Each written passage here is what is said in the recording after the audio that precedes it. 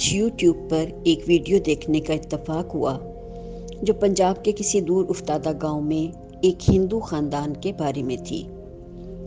60-70 سال کی عمر کے میاں بیوی، ان کے 11 بچے، بچوں کے پھر آگے سے بچے اور پھر ان کے بچے، تقریباً 50 سے زائد افراد پر مشتمل خاندان ایک ہی عمارت میں مقیم ہے، اور یہ ہندو معاشرے کی روایت ہے۔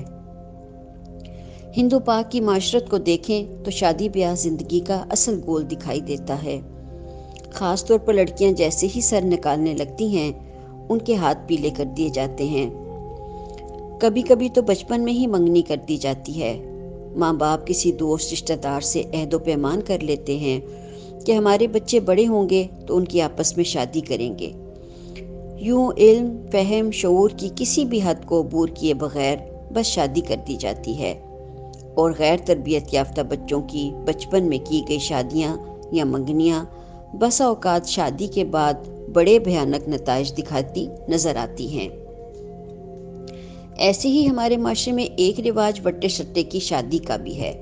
جس گھر سے بہو لائی جاتی ہے اسی گھر میں بیٹی دی جاتی ہے، اور اکثر ایسے رشتوں میں مجبوری بہت بڑا کردار ادا کرتی ہے۔ اسی طرح ایک رواج خاندان، ذات، برادری میں شادی کرنے کا ہے۔ کبھی کبھار لڑکیاں اپنے ماں باپ کے گھروں میں بیٹھی رہ جاتی ہیں کیونکہ خاندان میں ان کے جوڑ کا کوئی لڑکا نہیں ہوتا، اور کبھی کبھی خاندان میں بے جوڑ شادی کر دی جاتی ہے، اس لیے کہ خاندان سے باہر شادی کرنے کا رواج نہیں ہوتا۔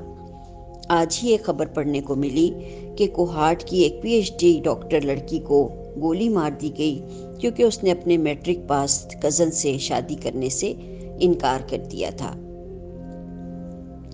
یہ اور اسی نوعیت کی دیگر رسوم و رواج اور روایات ہمارے معاشرے کا حصہ ہیں۔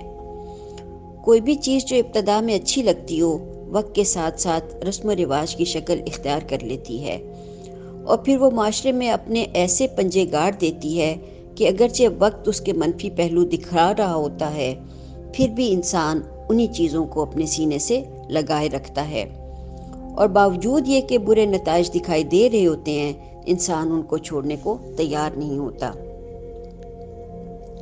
اس سارے کھیل کا ایک تاریک پہلو یہ بھی ہے کہ اس میں پڑھے لکھے اور ان پڑھ جاہل افراد میں کوئی فرق نہیں ہوتا۔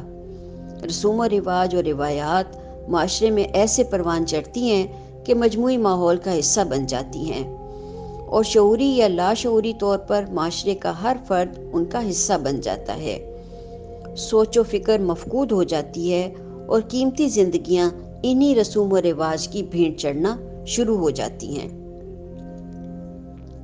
جیسے بہتے دریا کے الٹ رخ پر تیرنا دنیا کے مشکل ترین کاموں میں سے ایک کام ہوتا ہے، اسی طرح ماحول کی خرابیوں کو سمجھنا اور ان کے برے اثرات پر بند باندھ کر روکنا مشکل امر ہوتا ہے۔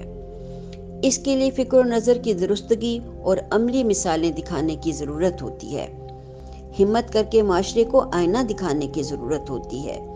دنیا تیزی سے دن بدن بدلتی جاتی ہے، جبکہ روایات ساکت و جامد کھڑی رہتی ہیں۔